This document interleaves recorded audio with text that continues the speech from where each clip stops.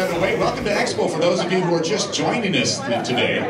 And for those of you who were with us yesterday for the kickoff seminars, welcome back. Good kickoff session yesterday, huh? Yeah, it really was. Welcome to Expo, where we want you to be successful. We want you to be in that 1%. You know, sometimes successful and success is a dirty word almost. I think you guys did build it.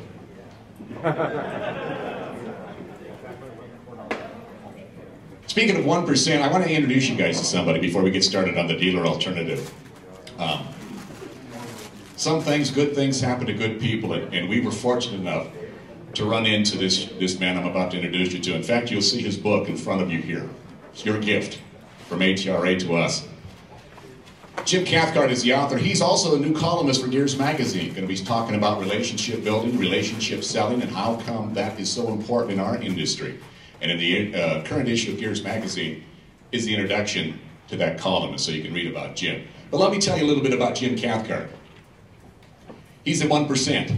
He's helped thousands of entrepreneurs, business people, and individuals achieve that 1%. Not only in their business life, but in their personal life. He's a motivational speaker. In fact, one of the top 5 motivational speakers in the entire world. He's been inducted into the Speakers Hall of Fame.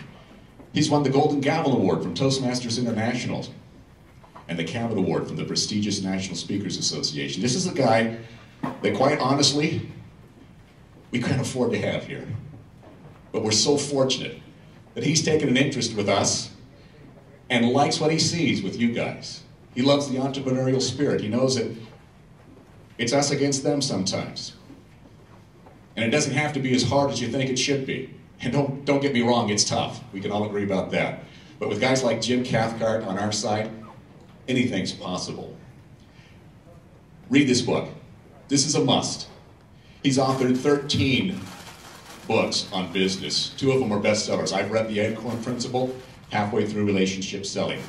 If you're selling transmission work, if you're an owner, this is a must read for anybody in the front counter. You'll understand what I'm talking about when we listen just a little bit from Jim Cathcart. Let's give him a round of applause.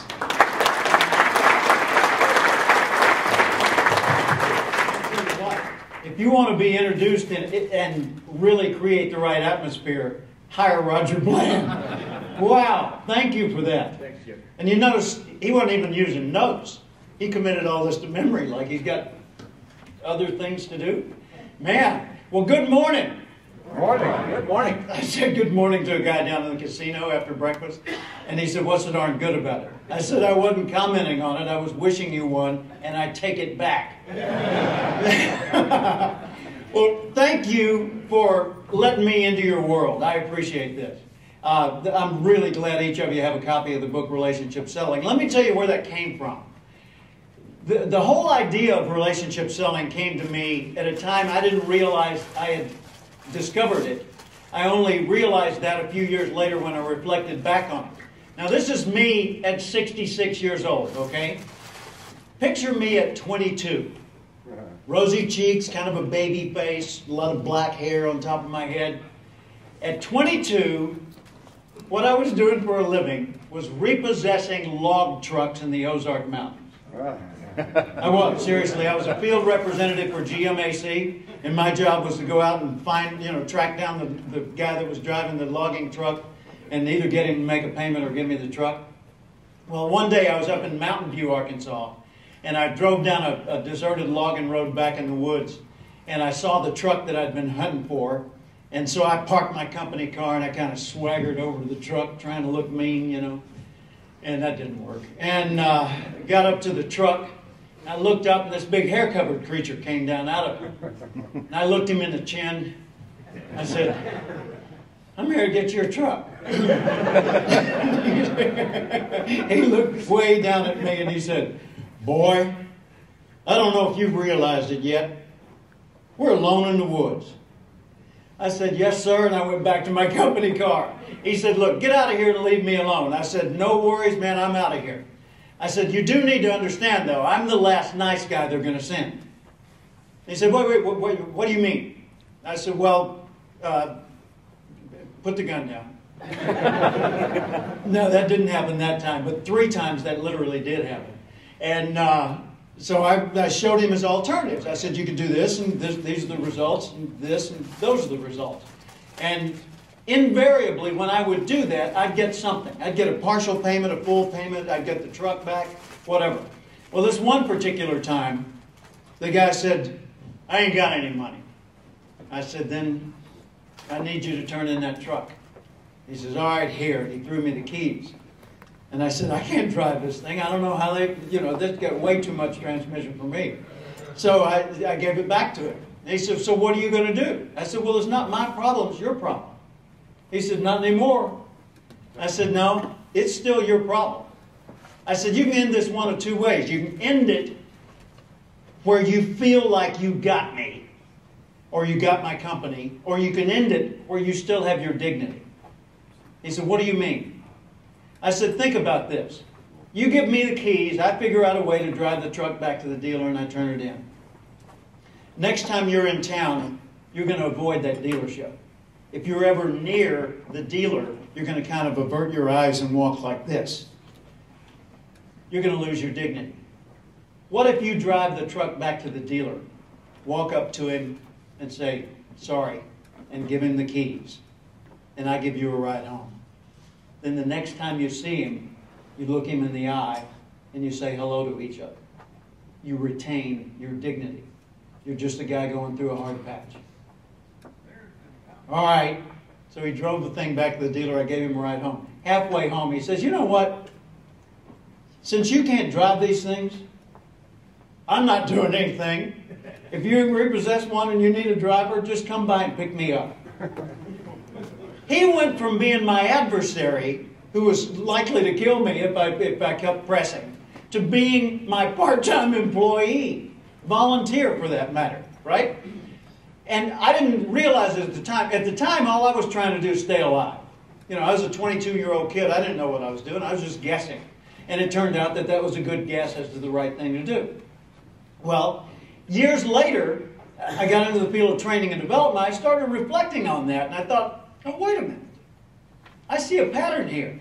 Every time I've been in a situation where I'm trying to sell something, trying to get somebody's cooperation, where I'm trying to talk my son into doing his chores or whatever it happens to be, every time I run into a situation where there's another person who I'm trying to persuade, I've got the same dynamics I had in bill collecting. They have their position, I have my position. And there's no way we're going to exchange positions unless I do something different. Because I can try to persuade all day long and all I'll get is compliance. Like telling your employees, do this way. And you keep telling them and you keep supervising them and they'll do it that way. Don't look away from them, right? Because then they'll do it another way. So, how do you get people to do what you want them to do without being an overbearing person who's coercing them? And I thought, here's the difference. Most people, when they're in a leadership position, whether it's trying to manage an employee or sell a customer a product or whatever it happens to be, when they're in a position of leadership or persuasion, they approach it as a persuader. So it's me trying to talk you into buying from me, right? Who's the pressure on? Him or me? Me, absolutely. All the pressure's on me. Instead of approaching it that way, take the principle of what made my bill collecting experience work and apply it to selling or apply it to management and leadership. Instead of persuading, become their partner in problem solving. Will you help me illustrate a point, please? Just stand here for a second. Okay, just stand right there and face me. Put your hands up like this. Okay? Now notice, I didn't ask him to push back. I just said, put your hands up like this. And he instinctively braced himself and pushed back. Thank you. Yeah. Anytime you come on forcefully, they're going to brace themselves and resist. You don't even have to think about it. It's instinctive. Okay?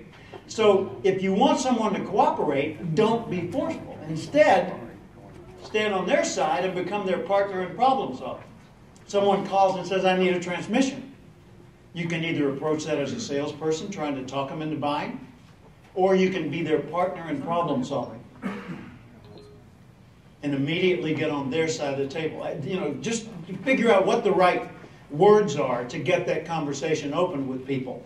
And use your own words, what feels natural to you, because if it feels natural to you, it's going to seem natural and trustworthy to them. You know, someone says, hey, I need a transmission, how much is it? Right? You say, well, are you sure you need a transmission? What kind of car are you driving? Well, yeah, I'm sure I need a transmission. You know, and then you ask them a few more questions, and you become their partner in problem solving. The energy between the two of you changes. The tension goes down. Trust starts to grow, and you end up with a new customer who becomes a new client. The difference being the length of commitment. Customers committed to one transaction. A client's committed to your dealership or your operation, your shop, right? Or to you as a person. Okay?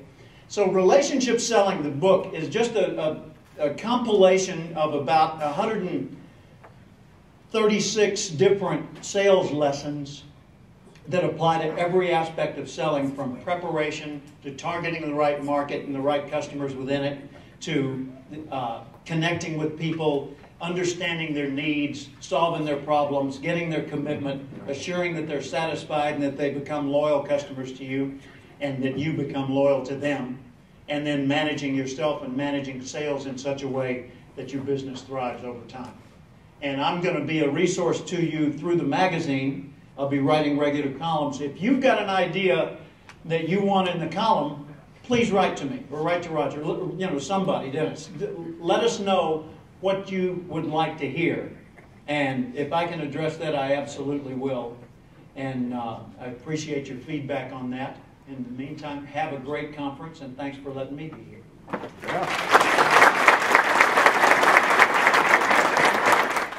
Hello, folks. I'm Donnie Cacciamesi, ATRA Board Director. I'm joined here today by Jim Cathcart. Jim is internationally acclaimed author, speaker, and expert on human development. Jim, it is a privilege to have you as a part of this year's ATRA Powertrain Expo.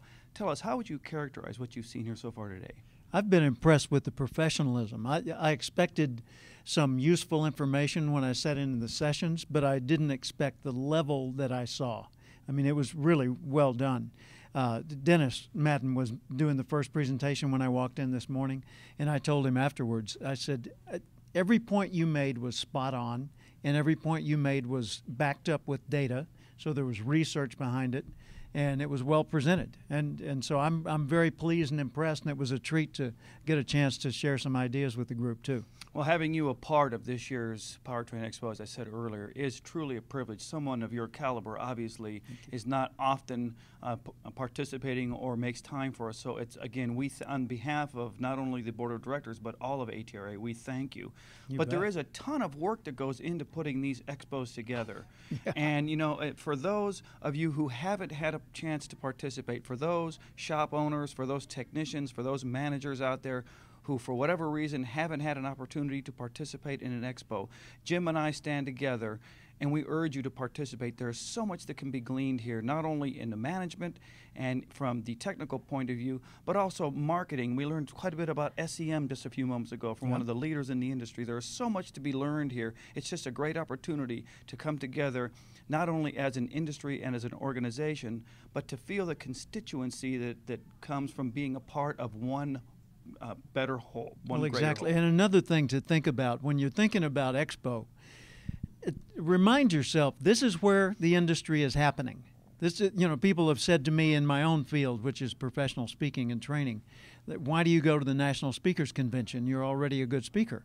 Well, because that's where it's happening. That's where all the people in my field are getting together and talking about the latest and greatest, best ideas, what works and what doesn't work. And so how else would I stay up with the industry? Well, I could read gears, but that only get me this far. You know, I could go to a local gathering with my colleagues and say, well, that's my area, so that, you know, I don't need the national perspective. Wrong. The changes are taking place all around the world and around the nation. You know, there's technology in Europe and techniques in Europe that we may not be aware of because it's not practiced quite the same way in the United States. But instead of saying that doesn't relate to me, say, wait a minute, how could that relate to me? And start leveraging that, you know. So get involved, be present. And people say, well, you know, the real value of these things is in the hallway.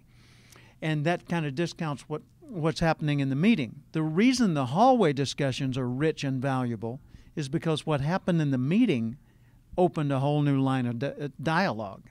And so you're saying, hey, that guy's idea about involvement in the community, here's a twist on that. Yeah. Yeah, sure. It motivates and more conversation. You bet. Absolutely. Once again, I'm Donnie Cachemisa. I'm here with Jim Cathcart. Jim, thanks so much for participating. We look forward to seeing you down the road. It's a treat.